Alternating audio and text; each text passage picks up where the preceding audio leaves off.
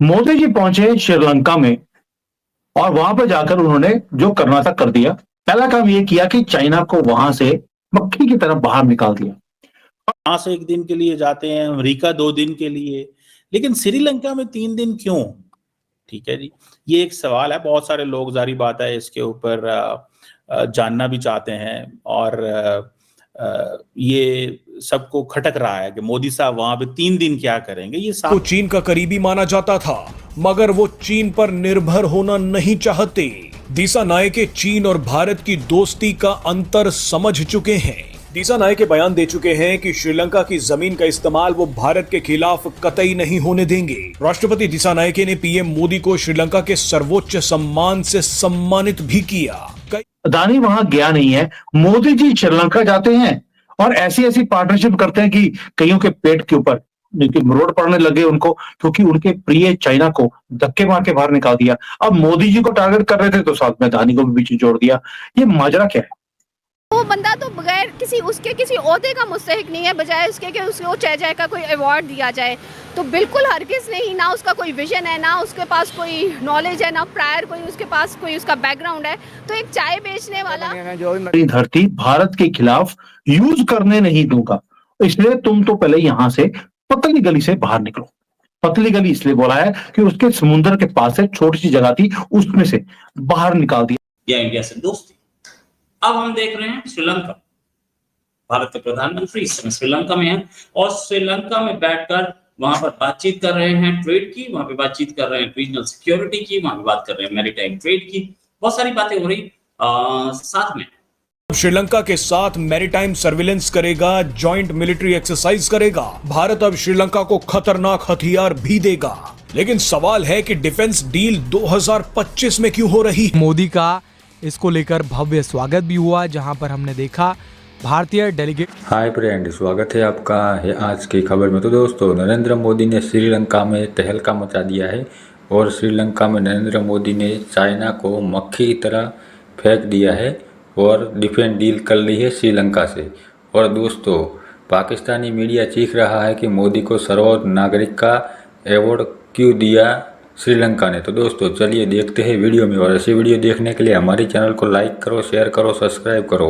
तो दोस्तों, चलिए देखते हैं वीडियो में। चाइना ने जो ट्रिंको वहाँ पे जो उन्होंने पोर्ट बनाया था, उसके ऊपर इतना कर्जा था कि श्रीलंका वापस नहीं कर पाया, तो उन्होंने उसको बड़े लंबे अरसे तक की लीज पर ले लिया है, जिससे कहीं ना कहीं श्रीलंका की जो सेल्फ प्राइड है उसको कहीं ना कहीं ठेस पहुंची है। तो ऐसे में भारत बहुत सेट बैठता है।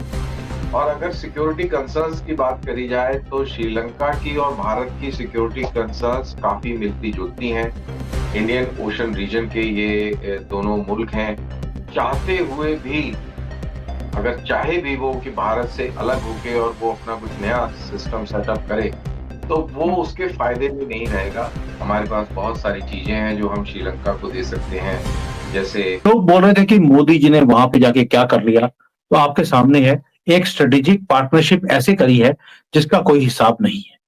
दूसरा, जैसे ही श्रीलंका पहुंचे तो अदानी दोबारा से लाइमलाइट में आ गया। अब आप बोलेंगे यार, अदानी को क्या कोई नया पोर्ट दिलाने गए हैं मोदी जी? और भाई, पोर्ट दिलाने नहीं गए हैं, पोर्ट ऑलरेडी अदानी के पास है। हो सकता है कि उसकी फीता काटने के लिए वहां गए हों। अब इसके ऊपर हमें तो ज्यादा जानकारी होती नहीं है। आ रही है कि इंडिया के प्राइम मिनिस्टर नरेंद्र मोदी वो गए हैं श्रीलंका 3 दिन के विजिट के लिए और वहां पर उनको हाईएस्ट सिविलियन अवार्ड दिया गया है। तो आपकी नजर में सारी की सारी सूरत हाल को मद्देनजर रखते हुए, उनकी लीडरशिप को मद्देनजर रखते हुए, उनकी पॉलिसीज को मद्देनजर रखते हुए, बीइंग अ पाकिस्तानी, आप क्या कहेंगे, क्या उनको हाईएस्ट सिविलियन अवार्ड किसी भी कंट्री की तरफ से मिलना चाहिए या नहीं?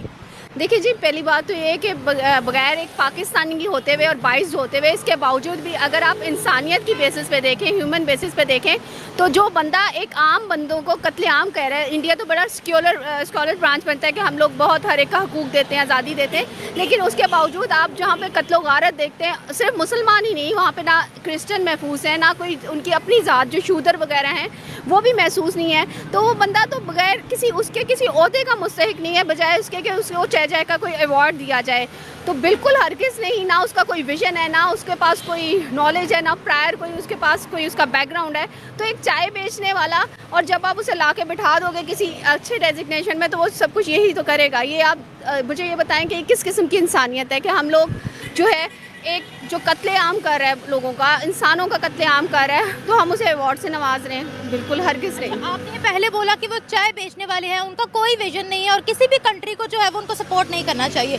मैंने अभी सिर्फ श्रीलंका की बात की, अगर इससे पहले हम मुस्लिम वर्ल्ड की ही बात करें, मुस्लिम कंट्रीज़ की बात करें, ओमान की बात करें, इजिप्ट की बात करें, गायना की बात करें, मालदीव्स की बात करें, दुबई की बात करें, सऊदिया की बात करें, इन मुस्लिम कंट्रीज़ में इवन फ़लस्तीन की भी अगर हम बात करें, इन्होंने भी प्राइम मिनिस्टर मोदी को अपने हाईएस्ट सिविलियन अवार्ड्स क्यों दिए? क्या उनको नज़र नहीं आता कि वहाँ पर जो है वो मुसलमानों पर बड़े जुल्म हो रहे हैं, कश्मीर पर बड़े जुल्म हो रहे हैं, प्राइम मिनिस्टर मोदी का कोई विजन नहीं है? वो फिर क्यों देती हैं प्राइम मिनिस्टर मोदी को इतने बड़े बड़े अवार्ड और कहते हैं कि हमने तो आपके साथ ताल्लुकात बनाने हैं? देखिए जी, बात इसमें ये आ जाती है, डिफेंस के ताल्लुकात भी हैं, और जिसे आप कह लें कि इकोनॉमी भी उनके लिए इम्पॉर्टेंट है, डिफेंस भी इम्पॉर्टेंट है, फिर डिजिटलाइजेशन भी इम्पॉर्टेंट है। बहुत सारे एरियाज पे काम करने की जो है वो जो पोजीशन वो तैयार की गई है, और बहुत सारे एरियाज पे ये बताया जाएगा कि कहाँ कहाँ इंडिया मजीद इन्वेस्टमेंट करने जा रहा है। मैं आपको बताता चलूँ कि जब श्रीलंका जो है वो बार बार कह रहा है कि हमें फॉरेन इन्वेस्टमेंट चाहिए इकोनॉमी को स्टेबलाइज करने के लिए, जो फाइनेंशियल क्राइसिस 2022 में आया था, इंडिया ने ऑलरेडी $4 बिलियन की फाइनेंशियल असिस्टेंस अप्रूव की हुई है श्रीलंका के लिए। दैट्स अ बिग मनी, ठीक है जी। सो इंडिया जो है वो श्रीलंका का बायलैटरल लेंडर भी है, जिन्होंने इंडिया ने ये भी वादा किया हुआ है कि वो 1.36 बिलियन डॉलर का जो रिस्ट्रक्चर करेंगे लोन, क्योंकि श्रीलंका जब 2022 के अंदर डिफॉल्ट कर गया था। सो इंडिया इसलिए भी इम्पोर्टेंट है।